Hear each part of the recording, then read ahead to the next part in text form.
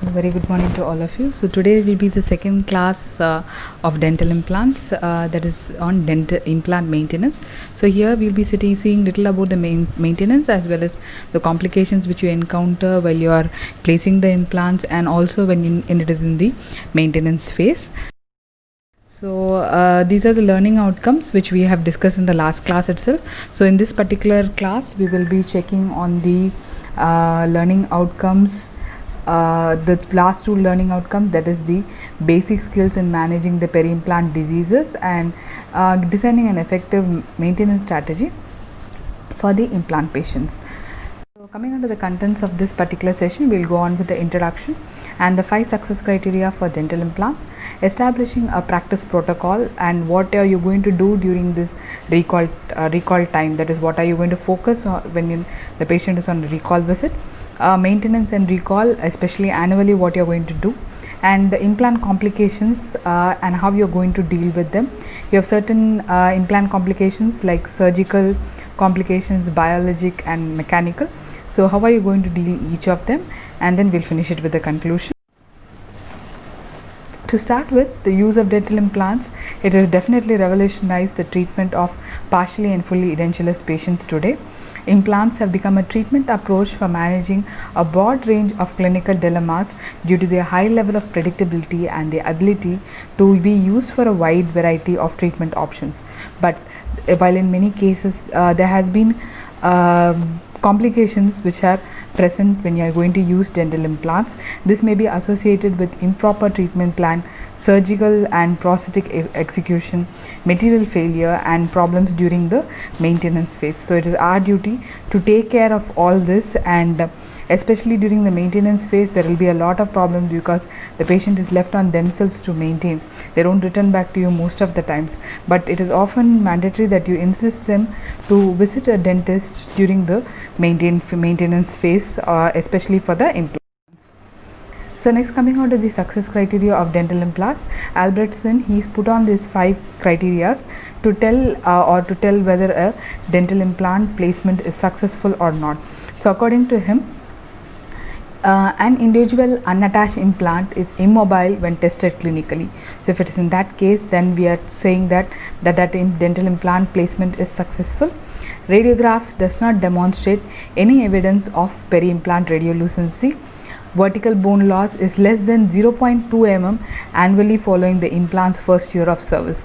So you could ask me why, if there is a bone loss, that to a vertical bone loss, you are classifying then also into a successful criteria, because we are placing a foreign material into a body, so that is going to go into a little bit of pressure when you're going to place inside, and moreover when you're going to place inside, the amount of pressure which we are going to give during the drilling will obviously result in little bit of necrosis of the bone. So there will be a 0.01 mm of bone loss already which is occurring immediately following the placement of the implant. So following the first year, if it is less than 0.2 mm, if the bone loss is less than 0.2 mm, then also we consider it to be a successful placement of an implant. Absence of any persistent or irreversible signs and symptoms, like for example bleeding on probing or any pus discharge, if it is not there, then it is considered to be successful.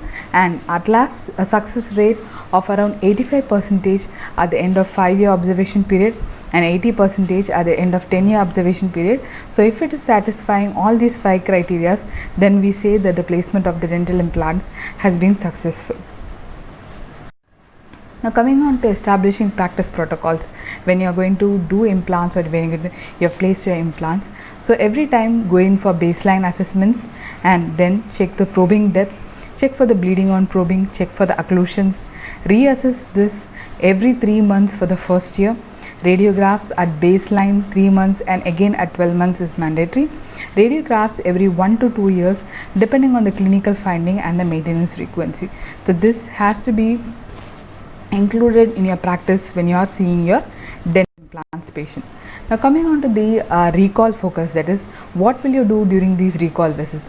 First and foremost, please check for the occlusion, verify if there are any excursive occlusions and correct them. Next is the oral hygiene maintenance. So it is same as that of the natural teeth, but there are certain few requirements which we need to do since it's going to be an implant surface. So we will be seeing it in the later slides. Soft tissue health, please check for the periodontal probing depth for any disease presence or bleeding on probing presence. And next, the screw joint torque, check for the loosened screw. So this is one of the most common problems encountered when you are going to use a screw retain processes, that the screw gets loosened, and because of this you have a lot of complications which are occurring. So we'll see about them also in the later slides. And then the integrity of the attachments, this applies to the overdenture and to the overpartials. Next, coming on to the stability of the implants, implants must be non-mobile to be successful. So that was the very first successful criteria which Albrechtsen has given.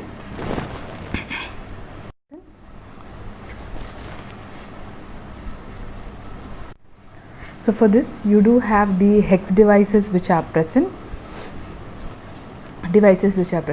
Generally a screw retain processes is being covered by a cement above, so which means that this small area above the screw is just plugged in with a little amount of cement. So these screw hole axes are usually sealed with a layer of cotton pellet, silicone plug or gutta perca, the acrylic or the composite resin. So expose these screws by drilling carefully through this resin and remove the screw with the help of an appropriate screwdriver, and check for the implant mobility and retorque if it is needed with the help of this retorquing machine to about 20 newtons per centimeter of force. And if this is not available, if you don't have a torque control machine like this, then hand tighten it as much as possible with the finger abutment driver if no torque control device is available. And then clean polish abutments, don't remove them for any matter. If it is going to be a screw retain processes and if you just have to give a temporary insertion, for example you just have to make it wait for a temporary permanent processes to come, so only if there is going to be a temporary reinsertion. So in for that case you can fill the access holes with the help of small cotton pellet and impression or a putty material. But if it's going to be a long term in reinsertion, fill the access holes with the help of small cotton pellet over the head of the screw, followed by warm gutta perca and only 1 to 2 mm of acrylic or composite resin. Next, coming on for cement retain processes. So here you can see cement retain processes where after the abutment you directly place the crown with the help of a little bit of cement underneath.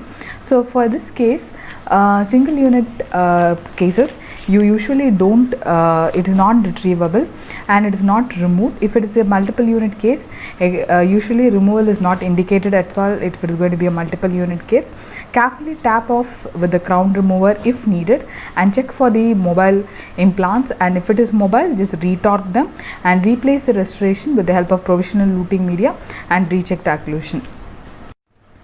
Now coming on to the annual maintenance and recall program. So patients generally do attend at least this if they are not coming for the first 3 months protocols. So in that case always take periapical radiographs to monitor the crustal bone levels. Crustal bone levels at the level of the first thread in 1 year with 0.1 mm continued loss to approximately 1.5 mm of total bone loss is an acceptable one. So as I told you, 0.2 mm in the starting is Albrechtsen's criteria, but again you do always have a range. So 0.1 to 1.5 is totally acceptable. And then remove and reinsert the screw retain implant processes every 2 years unless indicated otherwise. Replace the processes with new retaining screws if they are removed. Cemental restorations are usually a permanent one, that is non-retrievable one, which I told you before itself. Now coming on to the implant complication. So complications can occur at any point of time during the implant procedure. So that can be during the surgical time. So you do have surgical complications, biology complications, that is during the maintenance time. Again, technical complications when it is going to be at a long run. Aesthetic and phonetic complications which patient often complain. Again, aesthetic and phonetic complications have to be dealt in a very bold way to the patient, so that they are okay with their implant placement. Coming out of the surgical complications, you do have complications such as hemorrhage, hematoma formation, if you're going to land up cutting the vessels, neurosensory disturbances, damage to the adjacent teeth. Coming out of the biology complications, you have inflammation and proliferation, dehiscence and fenestration while placement of the implants. During the maintenance, again you have peri-implantitis or bone loss. Sometimes it may even result in implant failure or the implant loss. Technical complications such as screw loosening and fracture, implant fracture and fracture of the restorative materials, and at last the aesthetic and the phonetic complications. So we'll see each of them. So first of all, the surgical complications. So one of the main surgical complication is your hemorrhage or hematoma. So during this time, what generally occurs is that if you're going to have a problem with your smaller vessels, or if you're going to cut them or you're going to incise them by mistake, these smaller vessels will constrict and retract to form a slow hemorrhage. So that will dissolve by itself. But if it is going to be a sizable vessel which is incised, then bleeding is going to be little difficult to control. In that case, either application of pressure or suturing the hemorrhaging vessel is required. Hemorrhagic treatments at the implant osteotomy sites can include compression or the finger pressure, vasoconstriction, cautery, and supposing if the bone is starting to ooze out, that is, if there is going to be a problem at the bone level where there is going to be blood flow from the bone. So in that case, bone graft can also be used, bone cements can be used, and ligation of arteries can be done if the arteries are cut by any mistake. Next, coming on to the other complications, that is a cortical plate perforation. So you can see a picture here where during the placement of the implant, the cortical plate has been invaded, that is the labial cortical plate has been invaded. So this is mainly occurs when it is going to be placed in a minimal labial plate thickness area, or if the implant is placed too buccally, and in that case you might have a fenestration or dehiscence as seen in this picture. So for the correction for this, the immediate correction would be just place a little bit of bone graft material with or without a membrane during the time of implant placement, that's all, and then cover it with the help of the sutures. Next, coming on to the neurosensory disturbances. Supposing by chance if you are doing the surgical procedure and if you happen to touch the nerves, so in that case you do have problems where the patient complains of anesthetic or the dysesthetic effect. So this may be because of poor flap design, traumatic flap reflection, accidental intraneural injection, traction on the mental nerve in an elevated flap, penetration of the osteotomy site preparation. So treatment options include anti-inflammatory drugs such as clonazepam or carbamazepam, or the patient should be referred to a microsurgical procedure if total anesthesia persists, or if after 16 weeks if dysesthesia is going on. So this again, it goes on totally into a medical field if you are going to result into a neurosensory disturbance. Next, coming on to the biology complications. So peri-implant diseases following successful integration of an endosseous implant is because of an imbalance between the bacterial challenge and the host response. Supposing if there is going to be an accumulation of plaque, and if the host is not able to combat it with its effects, and then it results in something called as peri-implant diseases. So this may be either affecting only the peri-implant mucosa, known as the peri-implant mucositis, or it may involve even the supporting bone called as the peri-implantitis. So according to the 6th European World Workshop, peri-implant mucositis has been defined as the presence of inflammation in the mucosa at an implant with no signs of loss of supporting bone. So this could be characterized by just bleeding on probing and visual signs of inflammation. But peri-implantitis is a condition where all of this, that is in addition to the inflammation of the mucosa, you do have also loss of supporting bone present. So this is characterized by presence of pocket depth as well as bone loss, which you can see it very beautifully in your radiographs. Next, the first and foremost enemy for the implant placement, that is during the maintenance phase, is the accumulation of the plaque. So it is our duty to insist the patients to maintain a very good oral hygiene. So they should be told to the fact that plaque and calculus, when they build up, can cause areas of soft tissue inflammation around the implant. So this may result in progressive bone loss if left untreated. For this, try to remove the processes, check the implants for the mobility and retorque the abutments, perform maintenance, clean on the processes and abutments, reinsert the processes with new screws, and of course give good oral hygiene instructions. So this all has to be done when the patient is coming on a routine basis. And one major thing when you're going to check for an implant mobility, or if you're going to check for the status of the implant, try using a plastering probe for checking for the evidence of the disease. The reason being that the implant surface, when you're going to use a stainless steel probe such as your Williams periodontal probe, results in scratches. So these scratches will accumulate more amount of plaque onto them, and therefore it's always necessary that you'd use something like plastic probes so that it doesn't produce any scratch on the implant surface. Implants are just similar to that of the natural tooth, and many of the conditions of implantitis and the periodontal diseases have similar clinical presentations. So you do have plastic scalers for your scaling purpose, and you do have plastic scalers which are available with the metal handles too. So try using them on the implant surfaces rather than that of the original the metal scale. So here you can see how we do. You do have certain materials for doing your or clearing your plaque from the implant surface. You can use a plastic scaler, you can use a graphite scaler, you can use a gold plaque around the implant. So otherwise, ultrasonic scaler tips, Cavitron soft tips are available for clearing of the plaque around the implant. So along with this, you can also give certain amount of antimicrobial treatment by means of subgingival irrigation with chlorhexidine 0.12%, or you can also give a supplement of chlorhexidine gel for the placement of your implants. I mean for the maintenance of your implants.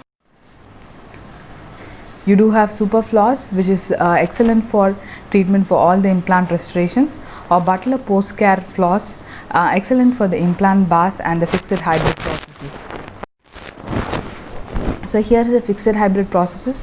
So instruct the patient to use a proper interdental brush into the areas between the implants to clean the plaque from the implant surface. Apart from that, if it is going to be a full unit fixed processes where it is just standing with the help of an implant, try to scale out or remove the plaque during each visit the patient comes.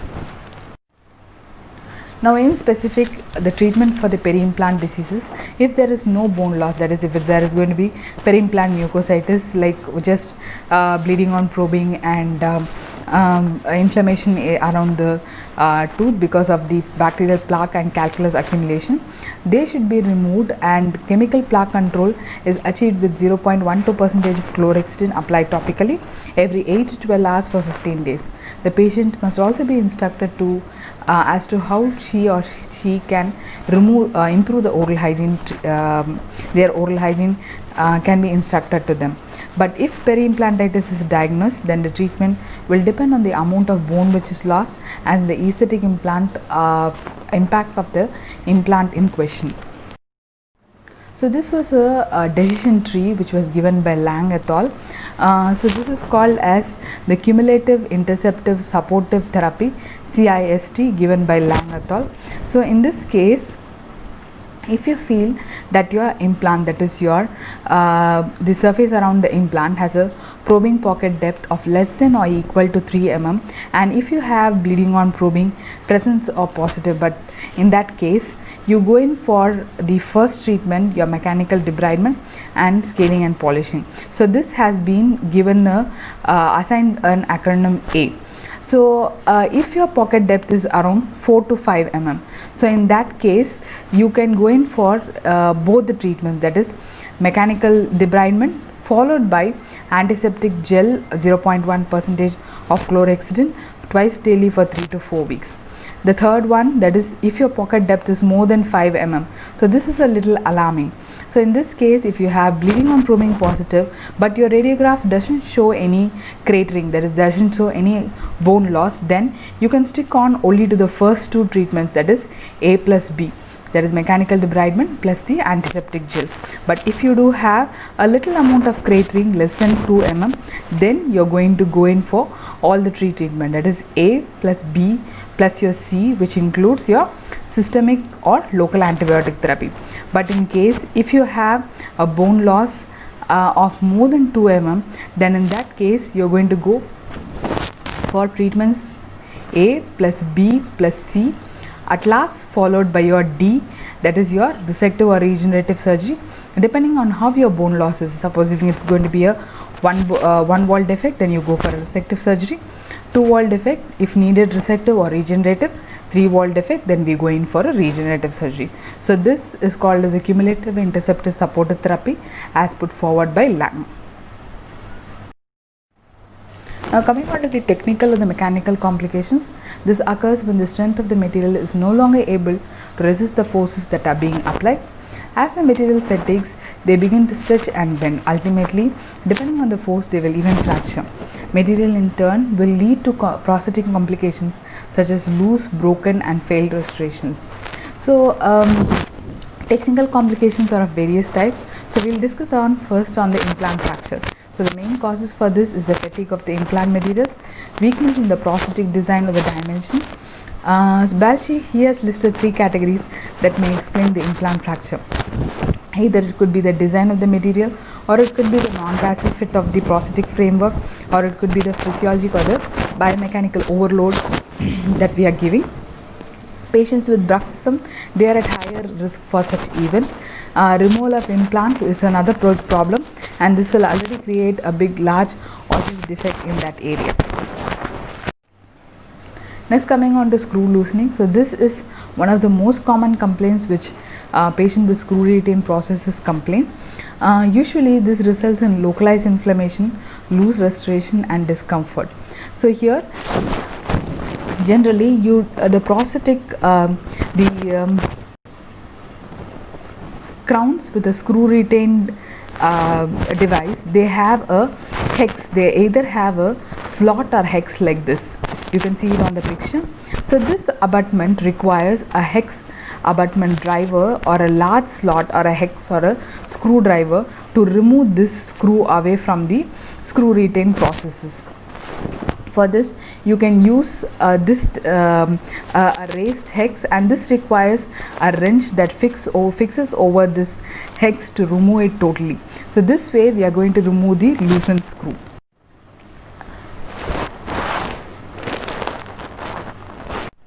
All the other abutments have the slot, hex or square depression inside the screw head. Loose single tooth implants are the true emergencies. Continued rotation can risk the rounding the corners of the hex on the implant, causing a loss in the anti-rotation. Next, coming on to the fractured component, this is another mechanical complication. So if it is going to be screw retain processes, and if there is fractured resin or the prosthetic tooth, that is the upper crown, remove the processes and repair as if it is a conventional process, as you would do an FPD. If the process is a hybrid one, remove it in the same manner as that of the maintenance appointment.